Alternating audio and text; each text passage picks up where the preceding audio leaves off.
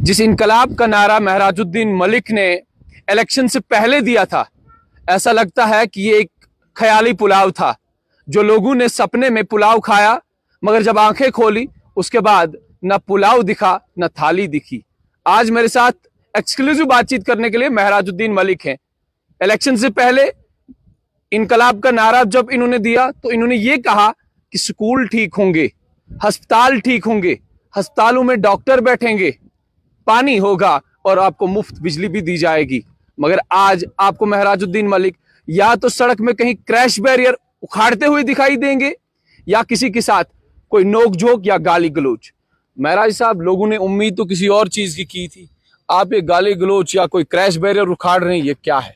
देखिए, अभी बहुत सारे ऐसे पन्ने हैं खुलेंगे, जैसे सीरियल 1 आता है, सीरियल 2 है। आज तक हमारा सीरियल 1 था, अभी दूसरा सीरियल वो लोगों को पता नहीं था।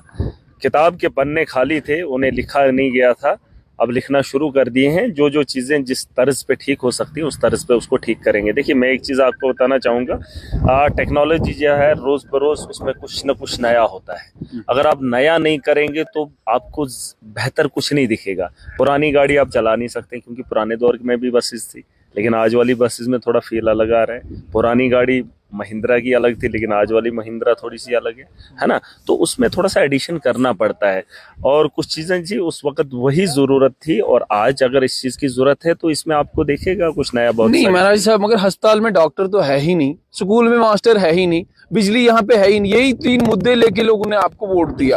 तो मलिक साहब, मुझे बताओ, आप तो क्रैश बैरियर उखाड़ रहे हैं, आप तो वो लोरी अड्डा वालों के खिलाफ गाली गलौज, ये वो तमाम तर चीजें।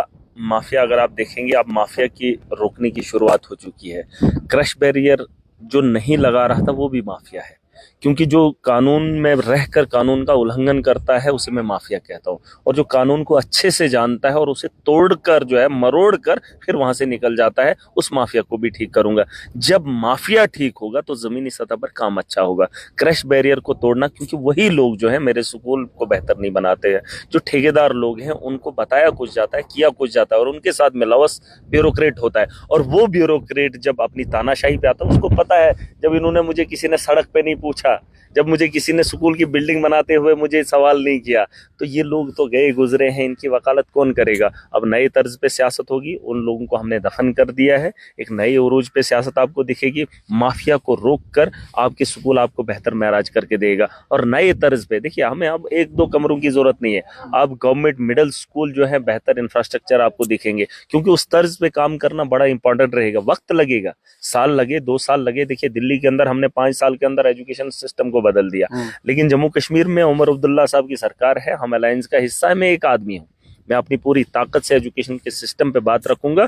जब बजट आएगा, असेंबली का सेशन होगा और महराज की बात में वो आवाज होगी, और एजुकेशन को बेहतर करने के लिए बजट में वहां से निकालने की कोशिश करूंगा। और अगर उनके जहन में ये बात बैठेगी तो दिल्ली के तर्ज पे यहाँ के स्कूल भी आपको दिखेंगे, यहाँ के एजुकेशन का मयार भी बदल जाएगा, यहाँ पे डॉक्टर्स, हेल्थ का सिस्टम भी आपको बदलता हुआ दिखेगा। देखिए, मेरे पास इस वक्त क्या है, मेरे पास इस वक्त एक बनी बनाई हुई चीज है, उसमें जो लोग हैं मैं उनकी तैनाती कर रहा हूँ। पहले तो ये चीजें भी थी, वो लोग तैनात भी थे लेकिन बैठते नहीं थे। अब फिलहाल मैं उस पर वर्क कर रहा हूँ, जो पैसा जिसका ले रहा है उसे वो काम याद दिला रहा हूँ। और फिलहाल तो मैं ये रेगुलेटरी तो दिखे आप लोगों को, फिर जो है वो चीज़ें भी आपको डिलीवर देखने को मिलेंगी जो उनसे करवाने के लिए उन लोगों को पोस्टेड किया गया है। बहुत सारी चीज़ें जो हैं नई होंगी और बड़े पैमाने पे होंगी, और बहुत तर्ज पे कुछ लोगों को लगता है महराज बोलता है, मैं बहुत बार बोल चुका हूँ, हमारे सब्र का पैमाना ना भरे। मैंने एक चेतावनी दी है डिस्ट्रिक्ट एडमिनिस्ट्रेशन को, हम नए तर्ज पे भी प्रोटेस्ट इनको दिखाएंगे। इन्हें लगता है कि इनका तरीका प्रोटेस्ट, तो नाम बहुत सारे लोगों ने सुना है, लेकिन हमारा जो प्रोटेस्ट होगा पूरा देश देखेगा। और ये मैं आज इस वक्त बोल रहा हूँ, 2 दिनों की बात है ना, 2 दिन है, आज कितनी तारीख है, 5 है, 6, 7 और 8, 7 और 8 में हमने बताया 7 और 8 को हमारा तरीका अलग होगा प्रोटेस्ट का, जिसे देश मजबूर होकर जानना चाहेगा कि ये कौन शख्स है और किस तर्ज पे प्रोटेस्ट कर रहा है। और इनको मैं इनकी औकात याद दिलाऊंगा और इनको पूरा नंगा नाच नचाऊंगा। ये मेरी आवाम के साथ खिलवाड़ करेंगे, माफिया को खुलेआम छूट देंगे, और इन्हें लगता है हम कानून के कटघरे में बैठकर कानून का खिलवाड़ करेंगे। और मैंने आज ऐलान कर दिया है 2 जगह पे, शायद आप भी इजलास में थे, मैंने कहा कि कानून से एक आम आदमी डरता था, कोर्ट कचहरियों के चक्कर आम आदमी नहीं काटना चाहता था, वकील की फीस नहीं भर सकता था।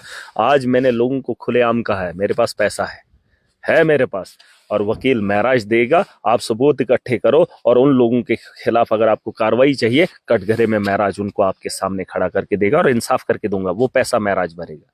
और देखिए मैं लोगों को हर वो चीज दूंगा जिस चीज से उन्हें खौफ लगता है, जिस चीज से उन्हें डर लगता है, और जिन लोगों का इनके दिलों के अंदर डर है उनके दिलों में खौफ पैदा करना ये महराज का काम है, और साबित करके दूंगा। और दुनिया की ताकत महराज को नहीं रोक सकती है। और जो ये सपने देख रहे हैं महराज को पीएस से लगाएंगे, महराज को अंदर करेंगे, ना मुझे कोई अंदर कर सकता है और ना मुझे बाहर कर सकता है।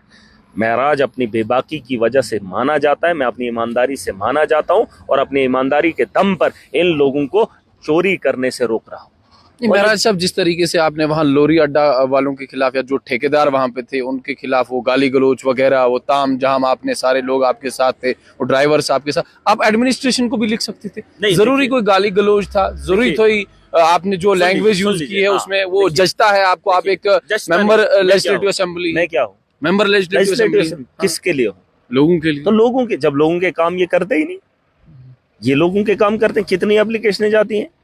क्या इतनी एप्लीकेशनों पे माफिया के खिलाफ कार्रवाई होगी? इससे पहले आपने इन्फॉर्मेशन नहीं, लोगों को पूछ लो, कमेंट करेंगे कितने लोगों ने गुहार लगाई। एक फौजी रिटायर मेरे पास आया, हिंदू था, फौज से वहां से बर्खास्त होकर आया है, फौज में उसने वक्त दिया है, और उस फौजी को लूटने वाला वही अड्डे वाला। और आपको क्या लगता है कि 60,000 में गाड़ी ली और किसने वो फौजी भरे? और वो फौजी फरियाद लगाते लगाते एसएसपी तक पहुंचा। 3-4 महीने बीत जाते हैं, उसकी गुहार सुनने वाला कोई नहीं। और आप मुझसे उम्मीद कर रहे हैं कि मैं इन लोगों से उम्मीद करूं? देखिए मैं इन लोगों से बड़ा हूं, ये लोग माने या ना माने, महराज का एक प्रोटोकॉल है और एमएलए हूं। ये लोग नहीं मानेंगे, मनवाऊंगा पूरी ताकत से। और इन्हें किसी और के साथ पाला पड़ा है, अनपढ़ और जाहिलों से, महराज से नहीं। जिस दिन महराज से पाला पड़ेगा इनको मैं इनकी औकात याद दिला दूं। आप मुझे बता दो, अभी हम बलाक दिवस कर रहे थे, इन लोगों ने ट्रांसफर पटवारी की डिस्ट्रिक्ट एडमिनिस्ट्रेशन ने की या किसी और ने की? पटवारी की जगह पटवारी तो होना चाहिए था ना। एक इलाके से पटवारी उठा दिया और तामझाम खत्म कर दिया। आवास प्लस की वो फाइलें बनानी कौन बनाएगा?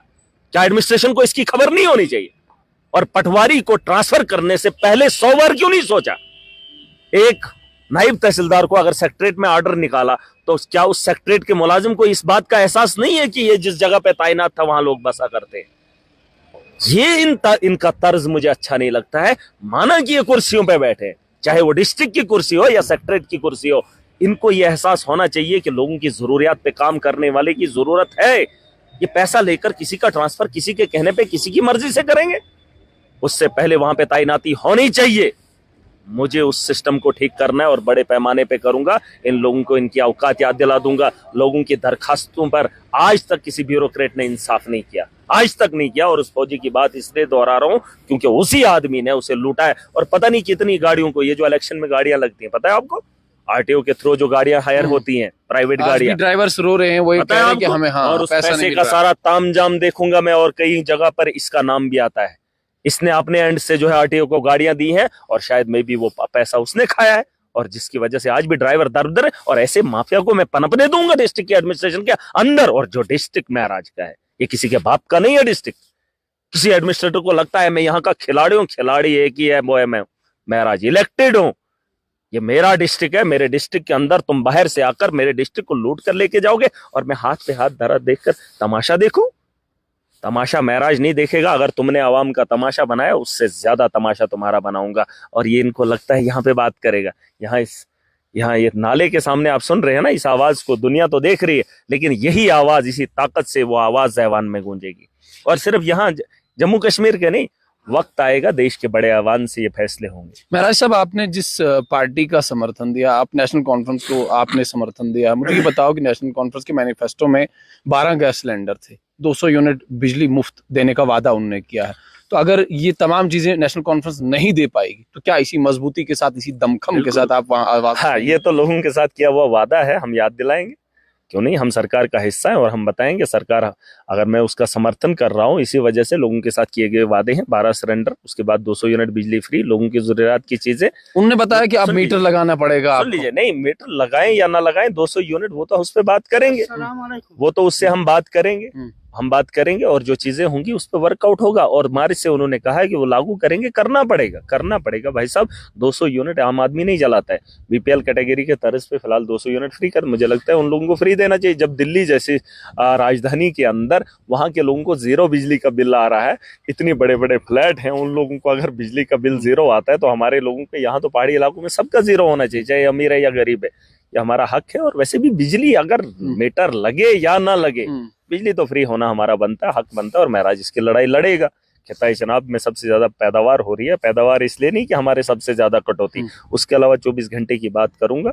आप देखिए सरकार बनी है, सरकार लोगों के मफाद के लिए बनी है, वोट लोगों ने अपनी बेहतरी के लिए दिया है और उसका हिस्सा एक महराज भी है। और महराज इन्हें याद दिलाएगा, पूरी ताकत से ऐवान में गूंजेगी आवाज, मजलूम की आवाज ऐवान में गूंजेगी और पूरी ताकत से आप देखेंगे। मुझे ये बताओ आखिर में कि क्या लगता है आपको कि जिस तरीके से आपने कहा कि सीरियल नंबर 1 तो माफिया का था, अभी नहीं, तो माफिया सीरियल नंबर 1 आज से पहले महराज था, जो आज से आपने पहले देखा। तो आप ये बता रहे थे कि माफिया का सीरियल नंबर 1 था, क्रैश बैरियर सीरियल नंबर 2, 3, 4, 5, हाँ 3, हाँ। तो आप मुझे बताओ सीरियल कौन से सीरियल पे अस्पताल है, कौन से सीरियल पे टीचर्स हैं, स्कूल है, ये कौन से सीरियल पे ये चलेगा ना। अब ये जिंदगी का एक पड़ाव है। अभी हम यहाँ पर बैठे हैं, अभी आपको नहीं पता है कि आपने आगे कैसे जिंदगी बसर करनी है ना। अभी आपने कैसे जाना है, कौन सी गाड़ी पे बैठना है, आपके पास गाड़ी इस वक्त नहीं है, लेकिन आपको ये भी नहीं पता है मैं फलानी गाड़ी में बैठ के जाऊंगा। वक्त के हालात के साथ साथ आपको एडजस्ट करना है और जिन चीजों की जरूरत पड़ेगी आपने उन जरूरियात पे चलना है। अगर गाड़ियां बंद होगी तो आपको घर जाने के लिए पैदल जाना पड़ेगा, जो कि आज से पहले आप इस जगह से पैदल नहीं गए होंगे, है ना। तो ये चीजें आपको स्टेप बाय स्टेप आपको फेस करनी है और जो भी जरूरियात जो भी लगेगा तो उस हिसाब से चलेगा। सीरियल 1 था, सीरियल 2 शुरू हो गया। लोगों को लगता था इनकलाब का नारा दीवानों ने दिया है और ये दीवाने इतने बड़े हैं कि अब पूरे जम्मू कश्मीर में चर्चा सिर्फ डोडा की होगी और कॉन्स्टिट्यूंसी डोडा की। काहरा की आवाम ने, जो भलेसा की आवाम ने पहले इसकी शुरुआत की है, उसकी जो नहरें हैं नदी नालों से गुजरते हुए दरिया में घुस गई है और वो दरिया समंदर के साथ मिलना तय है। ये वो चश्मा नहीं है जो रास्ते में सूख जाता है। हम उन पहाड़ों से गुजर कर एक दरिया का रुख ले चुके हैं और दरिया चिनाब में घुस गया है। पहले हम भलेसा से आते थे ना, बैरिया से होते हुए चिनाब में घुस गए और चिनाब पता कर लो सीधा समंदर में जा रहा है। रास्ता बना हुआ है, कोई रोक नहीं सकता। ये इनकलाब है, इसके बारे में मत सोचना। और ये बहुत बड़ा रेवोल्यूशन है और इस रेवोल्यूशन की जरूरत इस वक्त जम्मू कश्मीर को नहीं बल्कि पूरे देश के अंदर है और ये होना तय है। आप देख लीजिए, मोदी चाय बेचकर हिंदुस्तान का प्रधानमंत्री बना। हम तो पढ़े लिखे हैं, हम तो अपनी सोच, अच्छी सोच से आए और इस मुल्क की जिम्मेदारी अब हमारे कांधों पे है। और कोई इस भरम में ना रहे कि ये महराज मलिक है, अकेला है। अकेला भगवत मान भी था, पंजाब का चीफ मिनिस्टर बना। अकेला तो अरविंद केजरीवाल भी था, दिल्ली का 4थी बार चीफ मिनिस्टर बनने जा रहा है। अकेला तो मोदी भी था, देश का प्राइम मिनिस्टर है। देखिए, जिसने भी तारीख लिखी है उसने तारीख से पहले अपनी तारीख में कुछ और भी किया है। हमने भी कुर्बानी दी है। मैंने 15 साल के संघर्ष में जो देखा है, अब आगे वक्त आ गया है उससे दलदल से निकालने का लोगों को, और वक्त लगेगा। हो सकता है देर हो जाएगी, लेकिन बेहतर होगा। आपको माहौल में तब्दीली दिखेगी। पूछ लेना डोडा की आवाम से, कमेंट भी करेंगे, क्या इनकलाब का बदलाव थोड़ा सा भी आपको नहीं दिख रहा है? एहसास भी नहीं हो रहा है कि उन लोगों को एहसास हो रहा है कि ये लोग हमारे, उन्हें लगता था हम वो रजवाड़े में बैठे, जो भी यहाँ आता था ना बादशाह समझकर चलता था। अब उसको समझ आ रही है कि ये वो देश है जो गांधी का है, ये वो देश है जिसे बाबा साहब ने बनाया है, जिस कानून के तहत हमें चलना है, आइन के तहत हमें चलना है। ये उनका सपना था, आज वो सपने में पूरा होते हुए देख रहे हैं लोग, जहाँ लोगों की इज्जत सम्मान हो और लोगों के काम करने के लिए ब्यूरोक्रेट्स है। हमारा पैसा है, हमारे पैसे के लेने के बाद नौकरी पे फिर हमारे पे झाड़ देंगे। कोई पढ़ लिख के IAS बन गया, हम उसकी तारीफ करें, ठीक है, अच्छी बात है भाई, ये काबिल आदमी है, बन गया, कुर्सी पे बैठ गया। लेकिन एक आदमी को पढ़ के बना, इंसानों को पढ़ के बना, तो उसको समझने में दिक्कत कहाँ से आती है? यहाँ तो ट्रंप बना ना आज, पहले बाइडन था। अब लोगों ने इंतखाब किसका किया? ट्रंप का। तो ट्रंप, मोदी का इंतखाब हुआ तो मोदी, उससे पहले कोई और था। अब जब लोगों का इंतखाब सबसे बड़ा है, इस वक्त दुनिया में सबसे ज्यादा नाम किसका चलता है? ट्रंप का। नाम तो सबसे ज्यादा इस वक्त ट्रंप का है, और कौन है जिसको दुनिया जानती है? वो ट्रंप है। यही बात है, पॉलिटिशियन का रुतबा दुनिया के अंदर सबसे बड़ा है और ये लोग मानेंगे कि हमारे ऊपर कोई है ही नहीं।